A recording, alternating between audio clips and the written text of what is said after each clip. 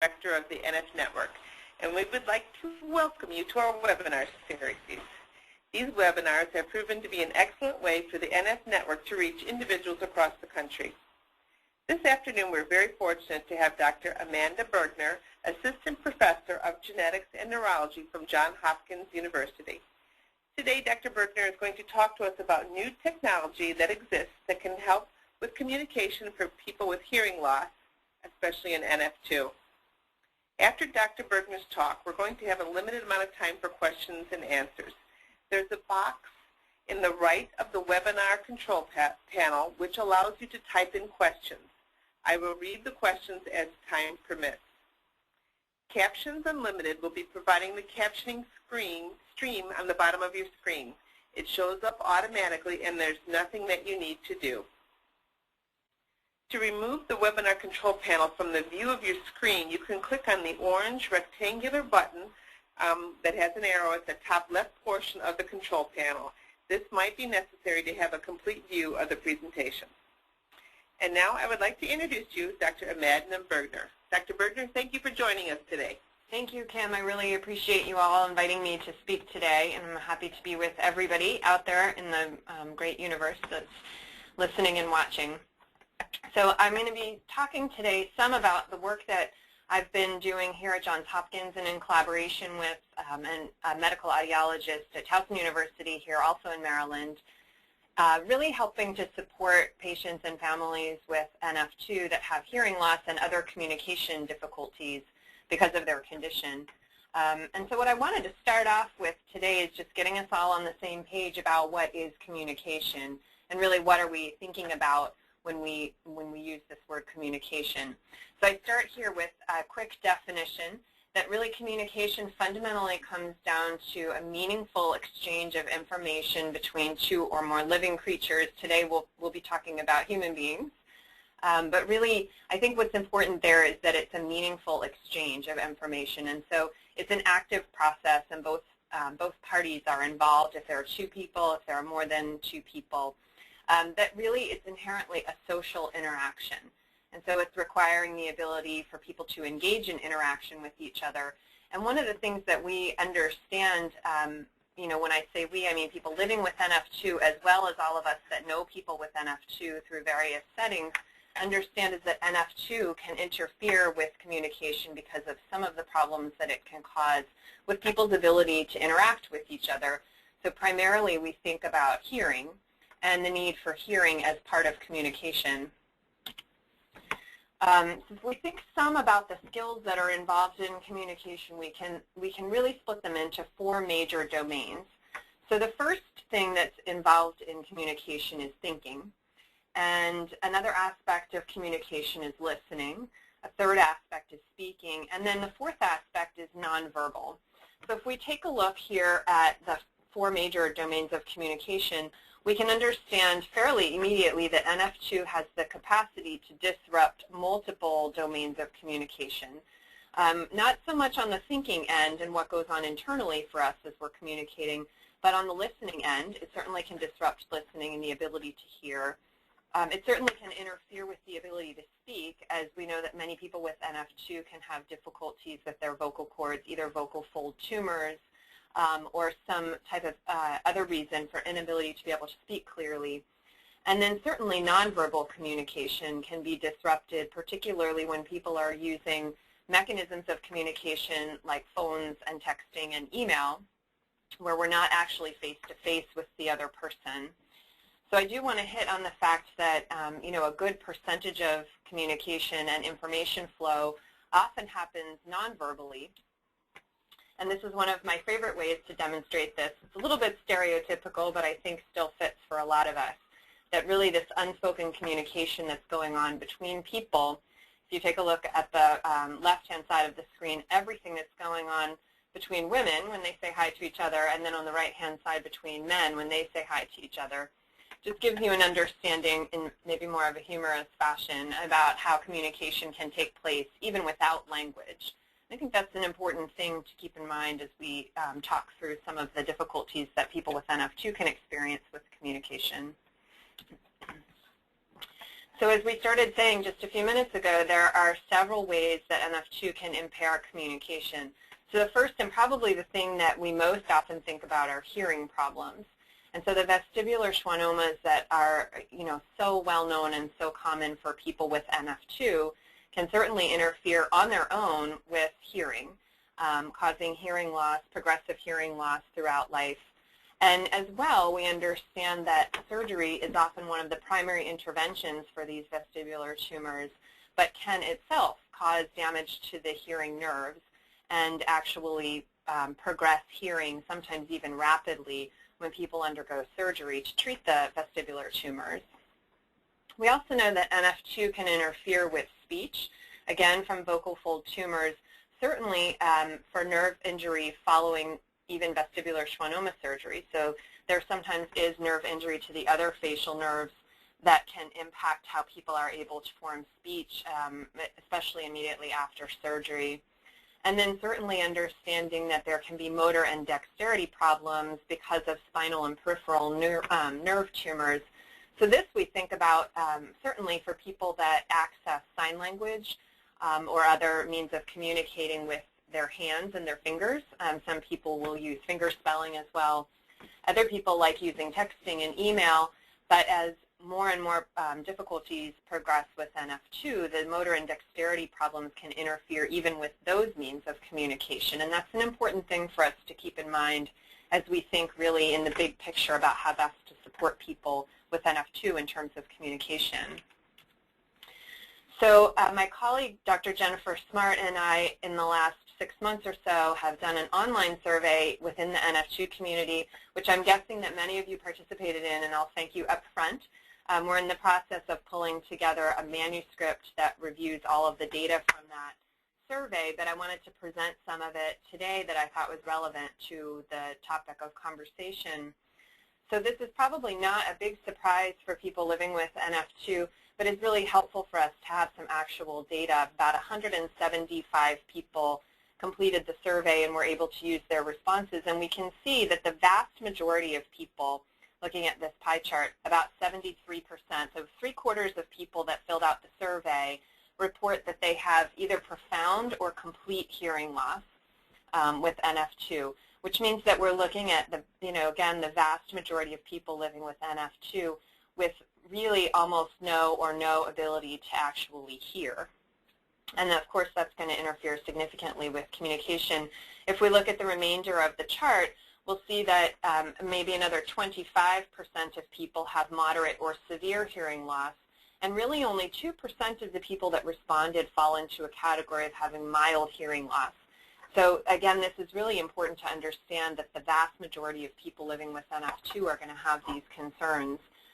Again, no surprise for the people listening in, but a really important aspect for people in the medical community, and particularly people who are potentially thinking about interventions and providing funding to be aware of. I want to direct us here, if I can use my mouse, to this little box, which is sort of a different statistic also from the same survey, that about 95% of people, no matter what type of hearing loss they reported, say that they have difficulty with communication. And this was across settings, so the majority of people had difficulty. The biggest numbers were in public settings with a lot of background noise, so restaurants or cafes or out on the street, though the vast majority of people also reported issues with communication across other settings, even in the car, at home, certainly on the phone, in school classrooms.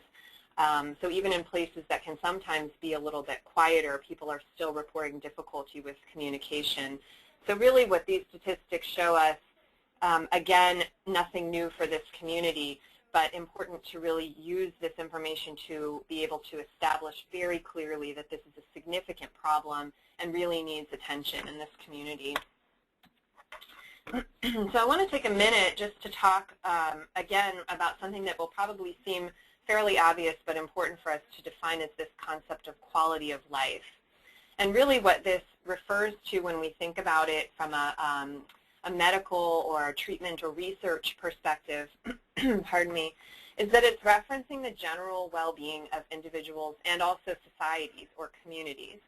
And so this wheel here breaks down a bit of an understanding of the things that can contribute to quality of life. So certainly with self being in the center, thinking about your physical quality of life, your physical health, your mental health, and your spiritual health. And then as well in the next ring, thinking about social health, people being actively involved in their vocation, being actively involved in family and recreation, being stable financially, and having a community, that all of these things can contribute to quality of life. And these are very what are called standard indicators or aspects that people will sometimes measure to show that there's a disease is having an impact on quality of life and therefore needs attention in terms of treatment options. And so you can understand here that in terms of impact on quality of life, that NF2 and its various symptoms and features can impact a lot of different aspects of quality of life. And one of the things that we're starting to put together in more of a demonstrative fashion by being able to put together a slide like this, for instance, is also probably something that many people either living with NF2 or living around or with people with NF2 understand pretty clearly, that there can be this progression from having NF2 to then developing hearing loss, which then impairs communication, which then decreases people's social connections, which then can lead to isolation, which then can lead to depression. So this is one proposed quality of life path in NF2. And this doesn't mean that everybody experiences this, but it does mean that this is one potential thing that we really need to be on the lookout for, particularly trying to prevent this continued sort of stair-step impact that NF2 and its symptoms can have on people's quality of life. So I was thinking some about the various interventions that we know of at this point, right? So, if we think about people having NF2, there's been a lot of activity in the last 5 years or so in the medical treatment realm in terms of Avastin or Lapatinib and several other medications or compounds that are really being given in hopes of intervening at this level. So if you have NF2, let's treat the NF2 symptoms. And so those types of interventions are really coming in here in the pathway. So say, for instance, you don't have access to these, or you're somebody that doesn't respond to these medications, since we know that these aren't able to help prevent hearing loss for everyone. So you make that first stair step down into hearing loss. So here there are interventions that are being used in the community, such as hearing aids, cochlear implants, and ABIs that can actually help to support the hearing loss aspect, again, to try to intervene here to prevent this step down into impaired communication. And we do know that there are limitations within the NF2 community for how well hearing aids, CIs and ABIs are working for people. And so for many people, in fact, even though there are these interventions, there's still the next step down to impaired communication.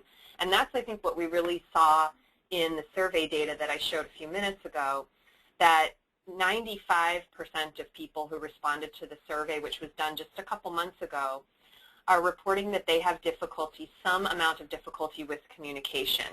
So clearly what is out there and available right now is not sufficient to prevent this, at least the first couple stair steps down into impaired communication, because this is where the vast majority of people, at least that responded to our survey, are finding themselves.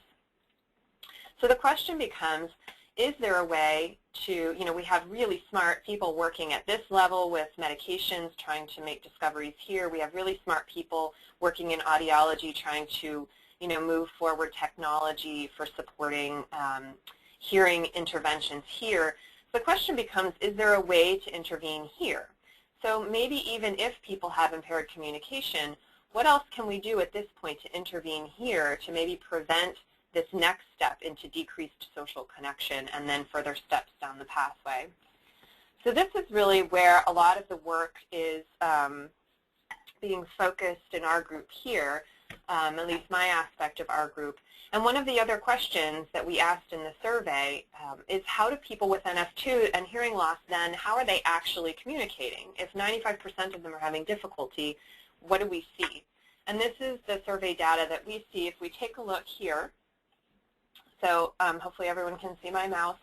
This largest percentage here, people report that they're using auditory verbal means of communication. So what this means is that they're really using speech and hearing as the main way that they are communicating. And so again, if we think about the fact that 75% of people have profound or complete hearing loss, and yet 35% of people are reporting that they're still using auditory verbal means of communication, we know that this may not be working completely for them if they have such significant hearing loss. A small percentage of people in this little sliver here that's purple reported using cued speech, which is a bit of a combination between very basic sign and sign language along with lip reading or speech reading, which is the next category here that represents about 32% of people. So all put together, we see that about 70% of people are using some form of auditory, speech reading, listening, verbal communication as their primary means of communication. Another 12% report using sign language. And then this group here that I put an arrow next to report using written means of communication. So some people said really the best way they have to communicate with other people is to write notes and have people write notes back. Some people said that they use a computer for things like emailing or typing out what they want to say and someone else types back to them. Many people use texting. But as you can understand, there are limitations to these modes of communication. So certainly it's not always possible to have a pen and paper. You're not always face-to-face with the person that you're communicating with. People that use texting, that only works if the other person also has a cell phone and is willing to share their number. So for instance, checking out at a grocery store, something like texting back and forth with the checkout clerk is not going to be a fantastic mode of communication. So this is one of the areas in which we're really trying to pay attention. So certainly people that use sign language, that may be a much better way of communicating with people. It's sort of a complete method of communication. For people that are lip reading or speech reading, we understand that at best that's about 70 to 75% accurate across. Those are studies across all people that use lip reading and speech reading, not necessarily NF2. And then again, people that are using auditory verbal means, even though they're having progressive hearing loss. So, this is really giving us a picture of how people are communicating now, and where we think we might be able to particularly help intervening is here, in this group of people that are really using written forms of communication. So one way that has occurred to us as a possibility for helping is that in this technological world that we live in, is there some way to take advantage of what already exists and be able to use it in service for communication for people with NF2. So as part of the survey, we also asked people if they're owning and using a smartphone or an iPad or other tablet. And you can see from the statistics on this slide that the vast majority of people own a smartphone and or a tablet, but probably both.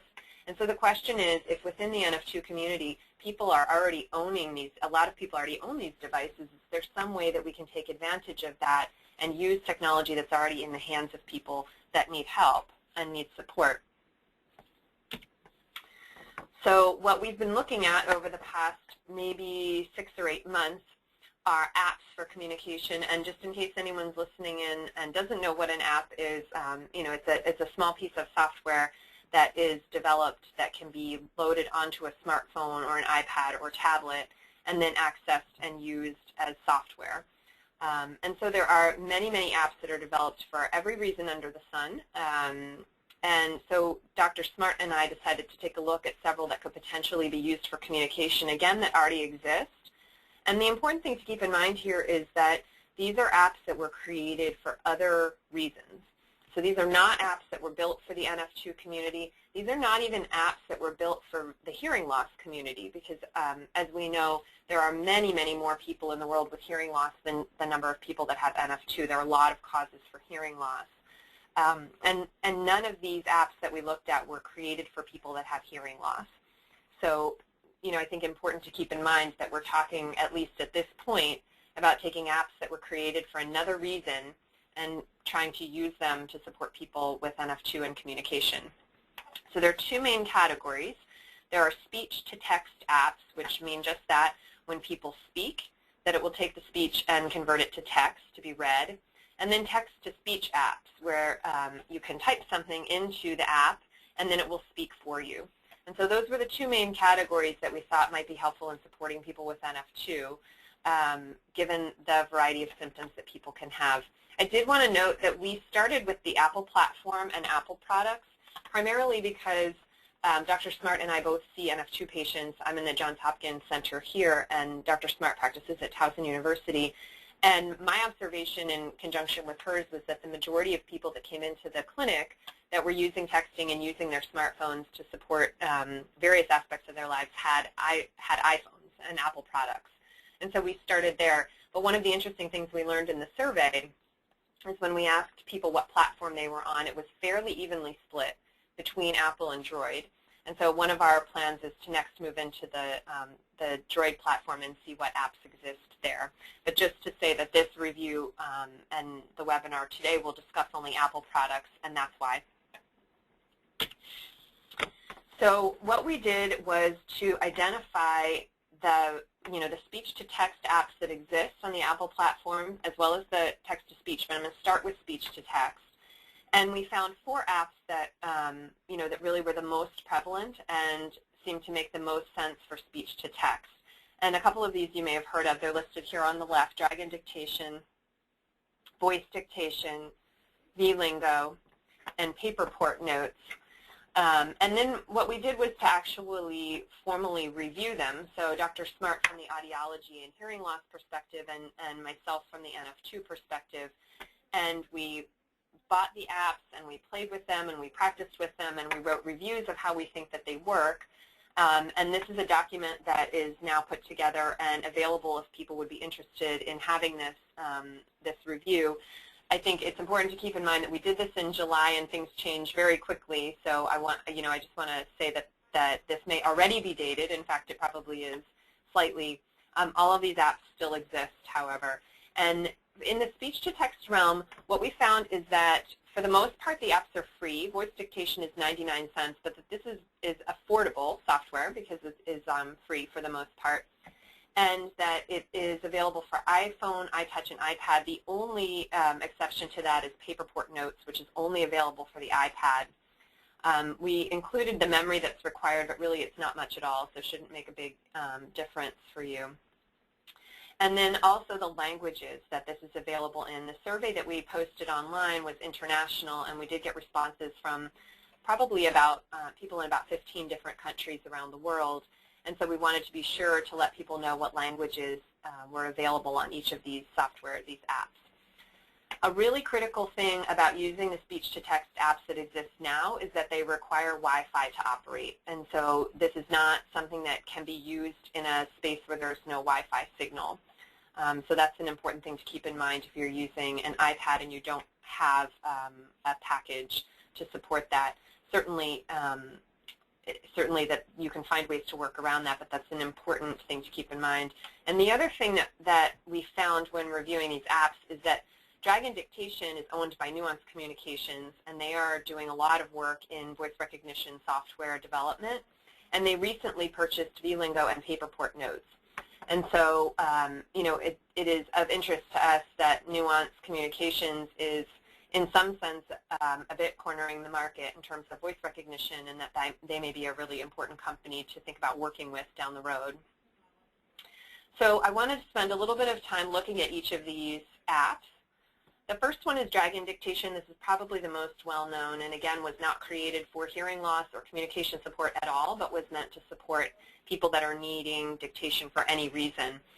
So our quick overview for people that aren't familiar with this app is that we found it very easy to use, that really the concept is that you speak into the microphone on the iPhone or the iPad or the iTouch, and you press a button and it basically records what you're saying, and then you stop the recording, and within probably 2 or 3 seconds what you've said will pop up as text.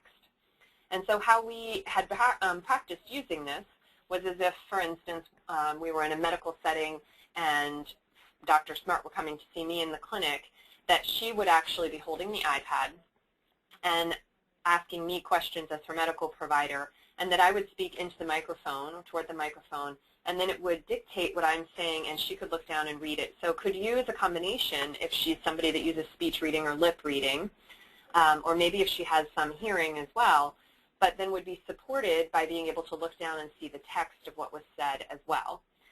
So that's really the concept of using the speech-to-text apps. And again, we found Dragon very easy to use. The text appears quickly. It's not instant, but within a couple seconds. And then you can edit the text, which we found important because there were definitely some errors in using this that could change the significance or the meaning of what was being communicated. So some errors are minor, and you can read past them and still understand the gist of what's being communicated. Some errors were not and needed to be corrected in the written text. The other thing we liked was the ability to email the text or cut and copy it. Again, thinking about applying this in a medical setting, if you were to visit with your doctor and they wanted to cut and paste the entirety of the dictation into your medical note or your clinical note so that you could have access to it, that would be doable directly from Dragon Dictation. It's also something that you can email to yourself or to other people. It's very easy to cut and paste pieces and post it to Twitter and Facebook and the other social media outlets, which will have less medical relevance, but certainly may be something that people are interested in. And it doesn't really require much by way of motor dexterity except for the person correcting the text. And then they would need to be able to type on whatever device is being used. So we really felt like this might be a reasonable option for people. And I'm going to go through the other ones, and then I want to show you, because what we did was actually a test of the accuracy of the voice recognition software. And I'm going to show those slides in a couple minutes. We found voice dictation to be very similar to Dragon Dictation. It's easy to use. Again, the text appears quickly but not instant. It's editable. You can email it. And again, requires little motor dexterity. You can see from the picture, this is the picture that you see on the iPad here. It's just a big microphone, and you tap in the center of it, start talking, and then you tap again to stop talking, and about 2 or 3 seconds later the text pops up on the screen. We also found that it was easy to change the font size in this app, which we really liked because some people with NF2 can have vision impairment, and so being able to make the font size bigger was something that we thought might be helpful for some people. So VLingo is a little bit of a different app. It's actually meant to be a virtual personal assistant. There's really no mechanism within the app to dictate into a document, which was something that we thought was important to distinguish. You can use it for email, but again, it's really meant to be used for people that are on the go and want to make themselves a note. For instance, pick up dry cleaning, stop at the grocery store on the way home for milk, bread, and toilet paper. But not really intended for much beyond that. So again, the text appears quickly but isn't instant, and because it's meant to be a personal assistant, a virtual personal assistant, it's really meant for shorter dictations. So this became a problem for us when we were practicing with each other, and Dr. Smart would ask me a question about, for instance, the inheritance pattern of NF2, and I would respond with several sentences, and if I went longer than about 12 seconds, the dictation would stop, and it would not pick up anything that I said beyond that. So that's one aspect of this app that we think is important to keep in mind. Similarly, PaperPort Notes was really meant to be an annotation app, again, because none of these were created for people with hearing loss or communication concerns. It's meant to be used to store documents and then to be able to mark them up. So to go through, for instance, when you're reading and highlight something or flag a page, almost as if you're editing text. So to annotate things rather than to be used primarily as a dictation software. So what you can do is, and what we figured out is that you could use Dragon Dictation or voice dictation in conjunction with PaperPort Notes. If, for instance, you see a surgeon for NF2 and you see a neurologist and you see a genetic counselor or a geneticist, what you might do is take all of those notes, use Dragon Dictation for the dictation, and then move them into PaperPort Notes and be able to file them in different folders. Which physician is it? If you want to flag one of them because it has a good overview of all of your surgical options, for instance, you could flag that. So it could be used as an app in conjunction with the dictation apps. but really, again, more to store documents and edit them and mark them up. So thinking about the two, really the two that made the most sense to us to be used as communication support are Dragon Dictation and voice dictation. But one of the other things that we wanted to do is to take a look at the actual accuracy of these apps. So that's really the primary concern when thinking about these apps and using them to support communication is how accurate are they. What we found is that all four of these, which makes some sense to us, degraded with background noise. So whatever the baseline accuracy was in a quiet room, for instance, like a medical office, that when we took them out into a busy cafe or on the street or in a restaurant, that the accuracy degraded fairly quickly for most of them, which I think makes sense to all of us, but is important to keep in mind. We actually also wanted to test using medical terminology and found that some of the medical terminology is challenging for these apps. The other thing is that most of these are designed to be used by one speaker. So for instance, if you download voice dictation onto your phone and you use it frequently for dictating, voice dictation and all of these apps are what are called smart, and so they will eventually learn the inflections in your voice better and better. But if you're using it to support communication as we're suggesting, then in fact the speaker would be a different speaker many times. Certainly with people that you communicate with on a regular basis, the app could learn their voice. But because you might be using it with multiple speakers, this benefit of having these smart apps that can learn voices really is canceled out in this case. And so thinking about the baseline accuracy of an app the first time it hears a voice, I think is an important way to think about assessing these. So let's take a look at the accuracy of these apps. The first one that I want to put up is a passage that we read through Dragon Dictation. Again, this is in a quiet medical office setting. And we found in a long paragraph, which you can see here, that there were 11 errors. And this to us was actually pretty good. If you take a look, what I did was actually read this paragraph here. This text was created as a trial of the voice recognition accuracy of this app. By using the same text and the same voice profile, we can get a pretty good idea of how accurately each program translates speech, etc. So all of the errors that it made, you'll see bolded. So here's the first one. This word should have been so. You can easily see. Here it should have been and combined to give an accuracy score. So it's fairly close. But when we get down into medical terminology toward the bottom, what I read to it was, we'll see if this program can tell a schwannoma from an ependymoma from an astrocytoma. And we got impending momo feminine. So it did have some difficulty with medical terminology too here. And as you read on, DNA testing for the NF2 gene became I have to gene. So there were some errors, again, some that could impact understanding and are probably significant enough that going back and correcting the text would be important. But for the most part, in terms of conversational speech, it was able to do pretty well. So I do want to show you what happens if you then take Dragon into a busy cafe. The error rate in the same passage went from 11 to 28. So it more than doubled the number of errors to add the background noise of clinking plates and glasses and other conversation at nearby tables. So you can see here again that the mistakes that it made are bolded. And you can take a look at how it made some of the similar mistakes, but then it made some additional ones. You can easily see where the programming pistons, for instance, which has very little meaning in this setting and would probably need to be corrected in order for there to be good understanding. We, again, down towards the bottom, got independent MoMA instead of ependymoma. And the NF2 gene actually came through this time. So, the error rate did increase pretty significantly when we took it into a busy cafe, but still only 28 errors in a fairly long passage. In comparison, we took a look at the dictation accuracy for VLingo. And in a quiet medical office setting where Dragon made 11 errors, VLingo made 50 errors in the same passage. So again, they're highlighted here. One of my favorites is down here towards the bottom. Instead of bilateral vestibular schwannomas, we got bilateral the Steelers. for no MySpace to see if it ends at 10 test. So this entire passage right here makes, ooh, I just wanted to highlight it, makes very little sense.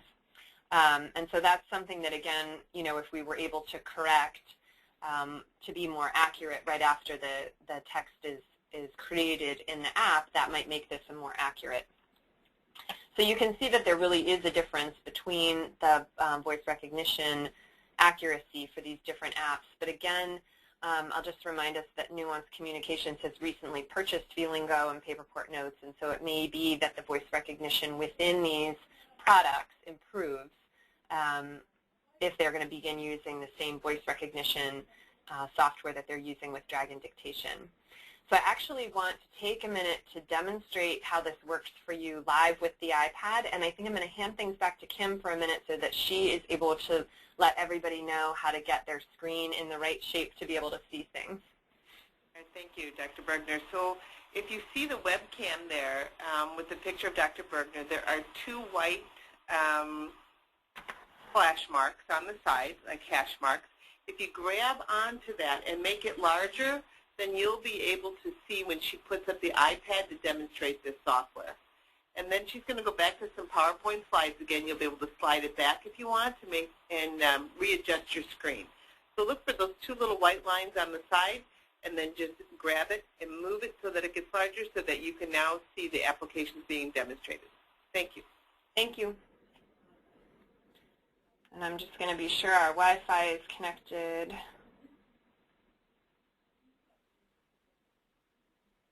Since I explained how important that is for these.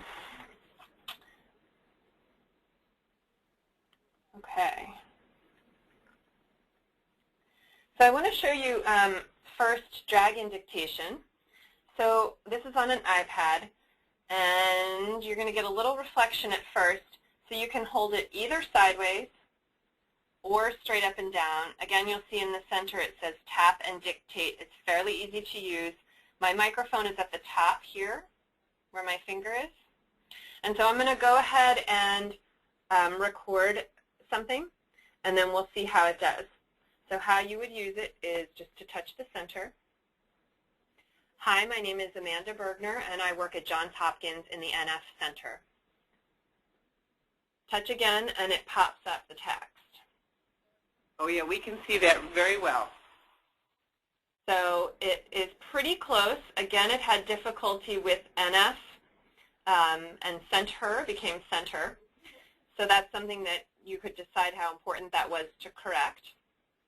But that's really how the app works. It's that straightforward.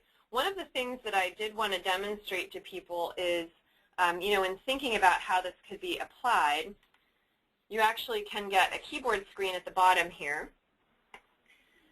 And for instance, prior to a medical appointment, you might know that you're going in to see your surgeon and you have several questions about the surgery you may have for your vestibular tumor. So that you could actually, type out the questions in advance. Surgery will make me deaf. And then you could type this in advance. What are the chances that surgery will make me deaf? And then put your cursor directly underneath.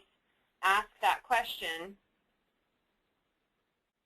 The type of surgery that you're having has a 20% chance of causing complete hearing loss due to the surgery.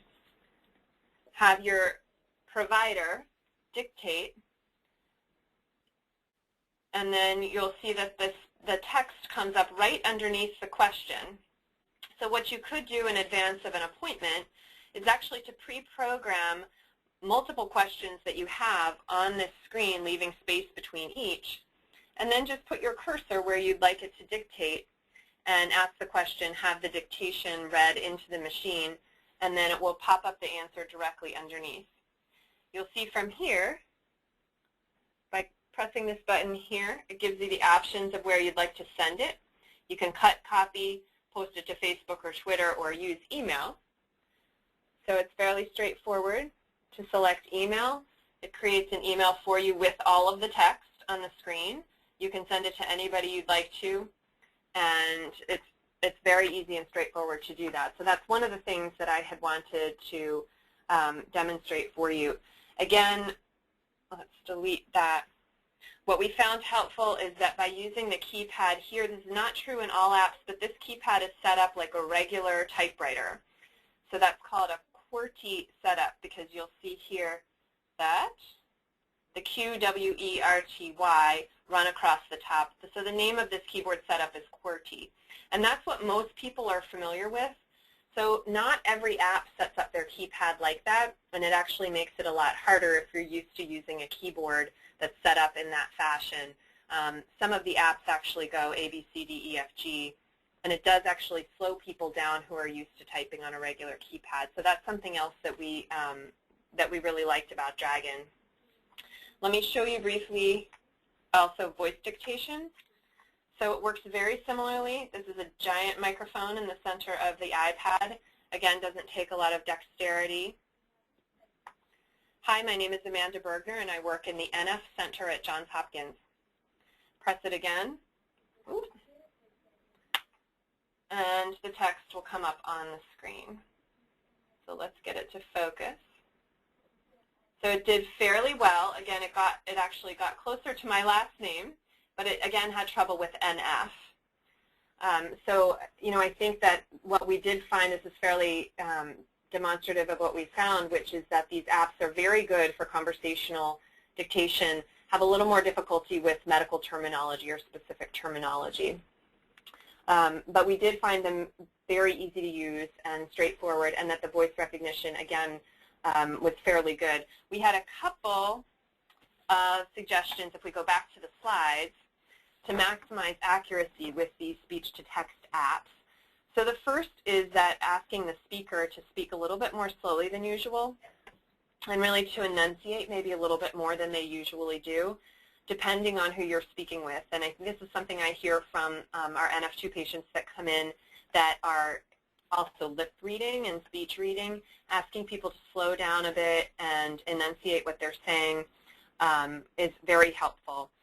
The other thing we found helpful with these apps is that if you actually speak the punctuation marks, it's a little bit unusual to get used to talking that way, but certainly, especially at an NF2 center, if an NF2 center is beginning to use technology like this to support patients, the providers can get used to speaking this way.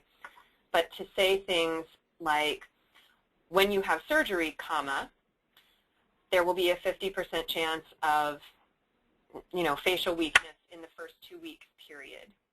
The next side effect that we would think about having a significant impact, comma, this is just an example of speaking the punctuation marks so that those can actually be included within the text that comes up to make it more understandable. That's especially important even if people don't use commas or parentheses, to use a period at the end of the sentence so that you can know where one sentence stops and the next begins when you look down to read the text. So that, that also helps make it a little bit more clear and more accurate.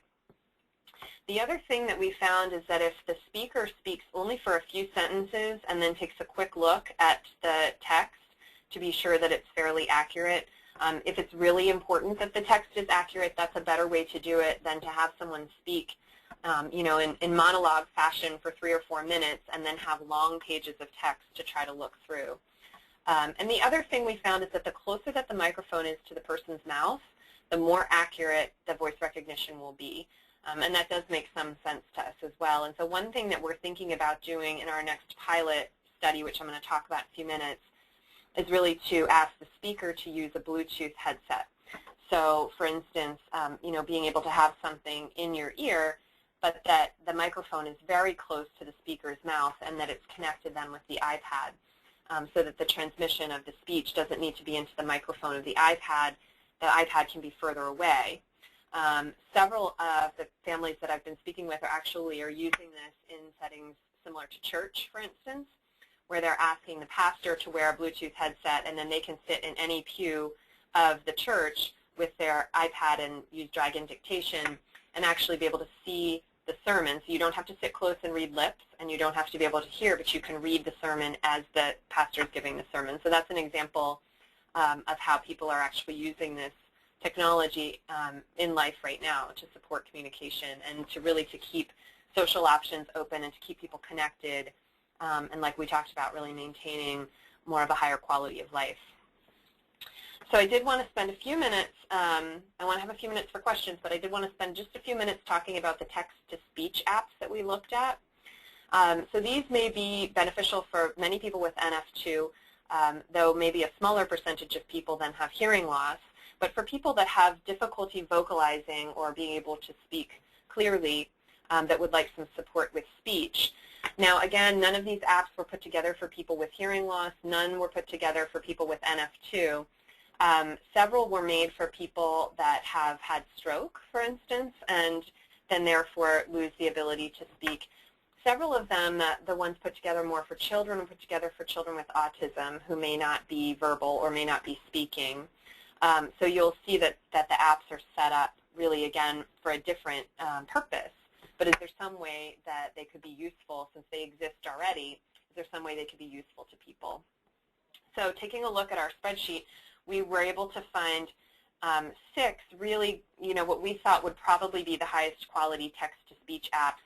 What I first want to point out is that you'll notice, other than Verbally, the basic Verbally package, which is free, everything is considerably more expensive than the voice recognition or the speech-to-text apps. And so we thought it was particularly important for us to review these and for us to spend the money that we got through the grant to be able to take a look at these and be able to say, well, if this is $300, but we just don't think that it's going to be quite as helpful to people, that would represent cost savings for other people not needing to try out really expensive apps. So we thought that that was something that we wanted to draw your attention to. The other is that again, it's available for most hardware, right? Most devices, and the memory required is a little bit larger. All of them are only done in English, so that's an important difference from the speech-to-text apps, and that they actually don't need Wi-Fi. So these are self-contained within the device that you're using. So these could be used anywhere.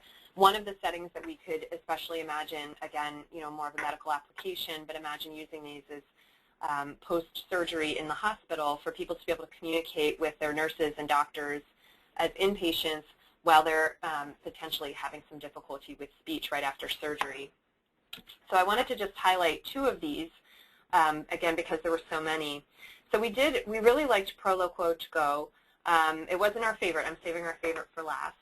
But we found that the positive aspects of this app were that it was very easy to add specific categories of language that you want to have access to on a regular basis, so phrases that you use a lot, words that you use a lot. You can pre-program this vocabulary, and so it's much easier to have access to it when you're ready to be using it. There also was a really big bank of pictures to use as representations for the words and phrases you create. So some people just happen to be more attuned to pictures and images than words.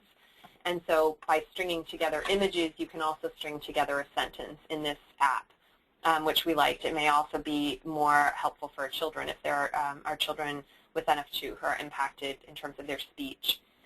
We also really liked that it stores the phrases that have been used so that you can go back and access what you said, and it actually divides them into past 15 minutes, past hour, past day, and earlier. So if you talked about something earlier that day that you need to be talking about again, you can just pull it up very easily out of the stored phrases, which we liked.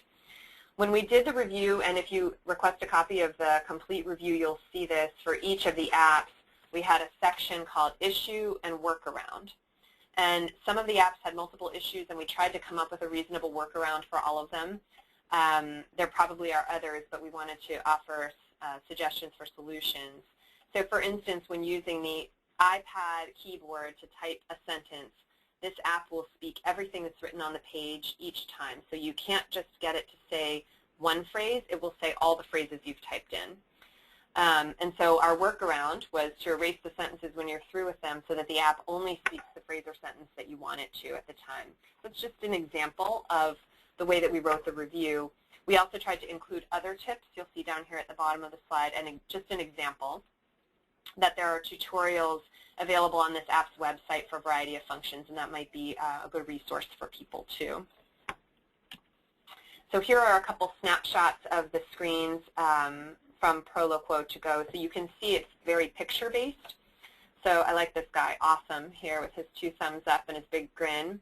So again, if people, if it is, we know that certain people are wired more towards images and pictures than words.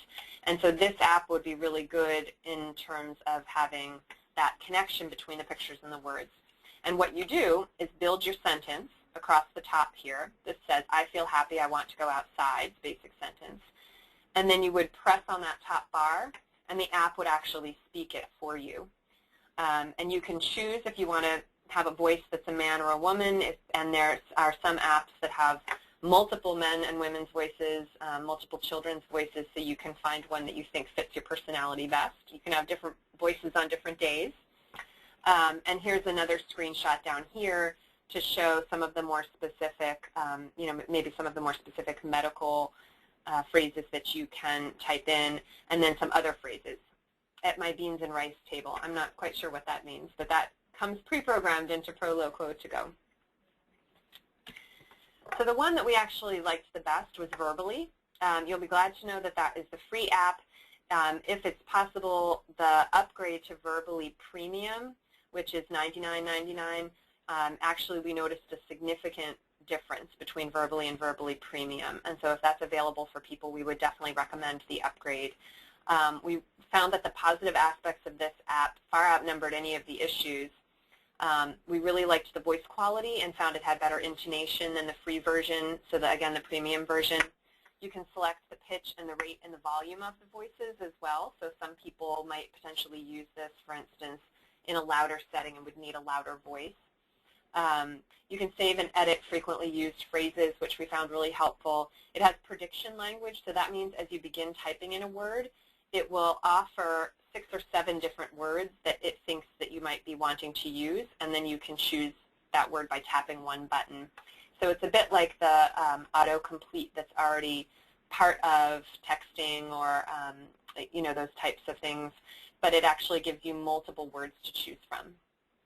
We found it very user-friendly and very quick to learn, which again would be a big plus to be used in the setting of really post-surgically by the medical team as they're coming to visit in the hospital room. So it's possible that somebody using this software wouldn't necessarily have to know how to use it at all, and it's pretty intuitive and pretty easy to figure out, so that it could be taught very quickly for people. And it really can support detailed spoken communication. So several of the other apps we found would be really good for short sentences and short phrases, very quick communication about things, not very detailed. But this actually could support, we found, more detailed spoken communication. So here are a couple screenshots. You can see in this one on the upper left, this is a picture of the screen. So this first tab, Words, has a lot of common words, a lot of the shorter words that fill in between. There's also a Favorites tab that you can pre-program things that you like to say a lot. And then the History tab, which keeps track of everything that you have, all of the phrases that you have used and everything that you've said. So you can always go back there. Here's the box where you would type in the words that you want. And you can see this is the autocomplete. Start a converse, and then it's going to pop up. Here it has only 4, but it gives you 4 choices of what word you might be trying to put in. You can just quickly click on it, move on to the next word. And then when you're ready, you press the Speak button here, and it speaks whatever is in this box for you. This button here allows you to email whatever the phrase is, whatever is showing up on the screen to email. And down here in the lower right, I just wanted to give you a picture of a different way to set up the screen, which is to have the words across the top and the keyboard across the bottom, as well as being able to change the pitch and the rate and the volume of the speech. You can see here that the customized voice they've chosen is Heather, so all of the voices have names as well. And you can save these changes here and preview and hear what it would sound like. The other thing I'll point out, again, is this idea of how the keyboard is set up. So you can set it up A, B, C, D, E, F, G, H, I, but you may find that especially if you're used to typing on a regular keyboard, that it's harder to find those letters quickly than it is to have it set up, as you can see, sort of underneath here on the bottom right, a more standard, traditional, or what's called a QWERTY keyboard setup. So it's nice to have the option within Verbally but we really found that for us, being used to typing on a regular keypad, we liked the standard setup. So I just wanted to close by saying where we're headed here. In the next phase of what we're doing, we've done the reviews of all of the apps, and we found the ones that we really thought were our favorites for the NF2 population out of what already exists. Keeping in mind that there are limitations for these apps for sure, but that what we'd like to do is test the best apps in a pilot study with people who have NF2 and hearing loss. And so we're just launching that now here at Johns Hopkins, and we'll be enrolling people to come in, spend a few hours with us. We'll teach people how to use the apps, and then we will use them in a medical setting, medical office setting. We'll go to a cafe. We'll use it on the street more conversationally. And then there'll be a quick survey at the end of how people, really how they thought the apps worked, if these are things that they think they might use, how they might apply them in their life, and et cetera, but to really do a pilot study with people who are actually impacted by NF2. I have put in an application to the Department of Defense grant funding this cycle. It went in July, and that's asking for money from the Congressionally Directed Medical Research Program for Neurofibromatosis to increase the size of the pilot study on the Apple products, also to add Droid products, and to really run a pilot for 6 months within at least one, if not more than one, large NF2 center, to actually have the center and the staff at the center be trained on how to use these apps and begin using them in clinical appointments and in inpatient rounds, and then to survey the clinicians as well as the patients to see if this is something that's helping or working. And the last one is exciting. Several people have asked about this already. Is there an intention to design an app for the NF2 community? And I think that is something that we certainly are already thinking about and are already pulling together a group of people that would have expertise that would be needed to do that. We're really not quite ready to move forward in that. First, it would be, it would be really helpful if we had actual data from people in the NF2 community using this to see, well, really on the ground and functionally, what can this do? What can these apps do? What can they not do? What's missing from the apps that already exist? And what do we want to build in so that when we build it, we really build it in a smart fashion? So these are, this gives you some idea of where we're headed. I will say, going back to number 2, that we'll hear in March or so if this project has been funded, and then it would launch in probably June or July of next summer. So we're still waiting on that at this point. So, when I sit through talks, I sometimes at the end of 45 minutes or an hour say, okay, well, that was really great and so interesting, and there are pieces that, might help me, but how can I help? What can I do? And so I thought I would just put together a couple ideas. I would be happy to hear directly from anybody with NF2, knows people with NF2, is in a family with people with NF2, that have ideas about what might assist with communication. So certainly using apps and smartphones and iPads is one idea. There may be many other ideas that could help support communication. So if you've got a great idea, I would be delighted to hear from you about how you're communicating these days and what's working for you. Certainly, if you want to participate in our pilot study of apps, or if if we are funded down the road to participate in the larger study, supporting various funding sources, I think this is really important. So, for instance, without a mechanism like the Department of Defense money, there would be really nowhere else for me to go to get funding. This small project, the review and the small pilot study that we're launching now, were funded by the Children's Tumor Foundation. I got a small grant from them, and that's because people have given donations to CTF in order to support them, donations to NF Northeast, NF Midwest, NF Mid-Atlantic, any of these organizations that provide grant money to researchers. That's really helpful for people to consider how to support either financially or with volunteer hours, how to support these organizations and these funding sources. One of the other things I'd really encourage you to do is to talk with your NF doctors and your NF providers about the difficulty you're having with communication and how best to receive support. So, thinking about really being able to say, I hear you saying that I should learn sign language, but for me, that's not a good option. No one else I know speaks sign language, and I'd really prefer to communicate verbally. What are my options? And do you know somebody that can help me be creative about this? And, when you go in for your appointment, asking about your all of your symptoms of NF2, but also making it making people aware of whether or not you're having difficulty communicating, and really sort of bringing this to the clinical setting as a real significant issue if it is for you. I would encourage you to talk with your providers about that.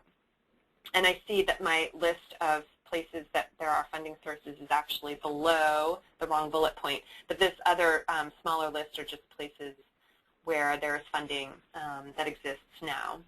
And so those are ways that would be really potentially helpful for people to come on board and provide support for all of this.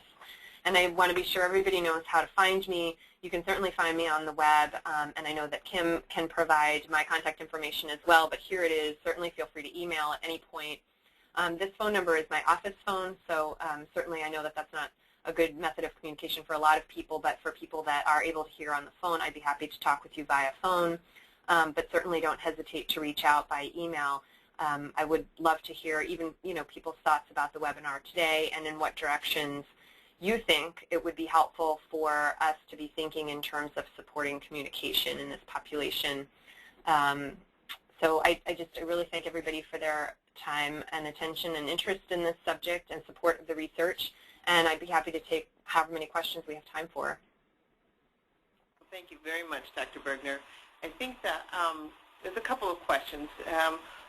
Probably the most important one is Marie is asking, and she's asking specifically for New York City, but I would prefer if you made this a little bit of a broader answer for what the laws are for captioning being used in a hospital setting. So are there any kind of regulations that people are going to have to be aware of when they are trying to take this technology into their hospital settings, into their doctor's appointments?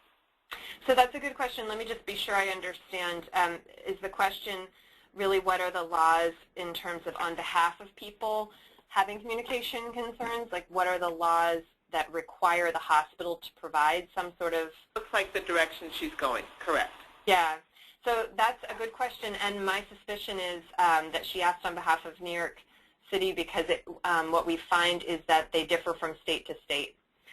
So whether a hospital or a medical setting is required to provide captioning or this type of dictation service, what we have found is that it's not specifically, that it's not specifically required. In fact, we've had just 2 weeks ago we did our annual patient and family symposium here at Johns Hopkins, and we had some significant difficulty with how to get CART services for that day for our educational symposium.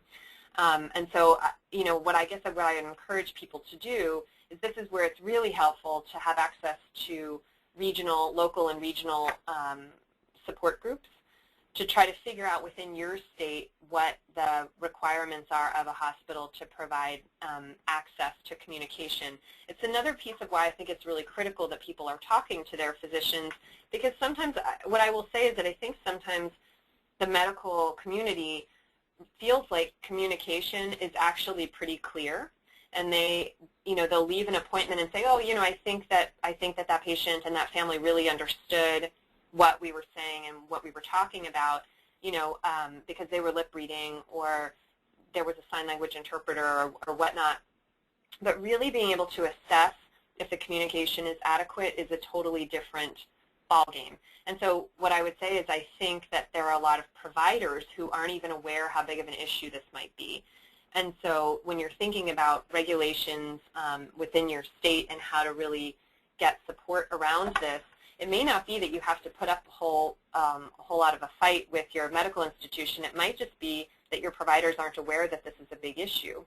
And if this was something that could be brought to their attention, that there could be something figured out fairly easily. I think one of the things that's come up in talking to other people as well that's similar is the process of scheduling medical appointments with your medical providers, because most clinics do that by phone, which is simply not accessible for a lot of people with NF2, and there really needs to be a different way to schedule medical appointments. So are they making email available as a way to schedule a medical appointment, or is there some other mechanism to do that? I know in our clinic we have certain cell phones that are available for texting with several of the providers here, and appointments can be set up by text as well. So, I think I guess what I'd encourage is to know get to know the regulations within your state, but to also approach it, more collaboratively, and to be able to say, how can we work together and figure out how I can get what I need here? Because it may be that they're just not conceptualizing it as big of a problem as it is. And I'd also like to add that Captions Unlimited, who is providing the text for us today, they also provide this remotely for physicians' appointments. Yeah, no, it's a great service. And then very good. Yeah. And then the next thing I'd like to do is, Barbara Franklin, you have a couple of questions there, and I'm going to unmute your laptop. So if you have a speaker on your laptop, Barbara, why don't you go ahead and ask them? Hi, Amanda. How are you? I can hear you. Good, thank you. I'm good. I've enjoyed this immensely. Thank you. I think my son is actually watching this as well, Adam, and he uses an Android. Even though you're not talking about it, there are people who do have an Android. He actually recommends KEEP as a program that is a very good text reader very quick. So I think you might want to recommend that. I'm sorry, say it again, the phone broke up a little bit. Sure, it's called Google EEP. Was that Kim? Could you guys also hear that? No, actually, Barbara, you did break up there. I'm going to type it. It was typed for Kim. It's Google Keep. I just want our Droid listeners and watchers to be able to know which program you're talking about. Okay, so what I can see here from Barbara in her questions is that she talks about more accurate than Apple option, but only on Google Android. Can use the text function on an iPhone or an iPad and not hit send, but just show it to a person. Mm-hmm. And then she's talking about per ADA, doesn't a doctor or a hospital have to offer CART or this, to use this type of app? And then she's also talking about CapTel. Can you use CapTel on your smartphone in a hospital with a doctor's appointment? Yeah, so that's a great question, and what I'm finding is, we put our feet in the water with the app project here, and then I'm finding that really thinking about reviewing all possible dictation options and transcription options and providing some sort of an overview or review to support the NF2 community would be really helpful. That wasn't within the scope of what we were doing here, which is to look at apps. But I do know that we heard from a lot of people that did the online survey about CapTel. I'm a little bit less familiar. I haven't had the opportunity to really explore CapTel. And so I would imagine that a lot of the people logged into the webinar right now and in the NF2 community would be far more expert than me yet on that software. But so I think, that's something that I would maybe encourage as well, to think about pulling together an overview, whether it's posted on a website or made available somehow, all of the different potential transcription or dictation or captioning possibilities. There are a lot of apps that we came across that do captioning for movies and TV shows, and we didn't really get into that because it wasn't necessarily conversational. I think the things that are applied in a medical setting that's one area of focus, and that's a fairly straightforward area of focus for us because we're in a medical setting.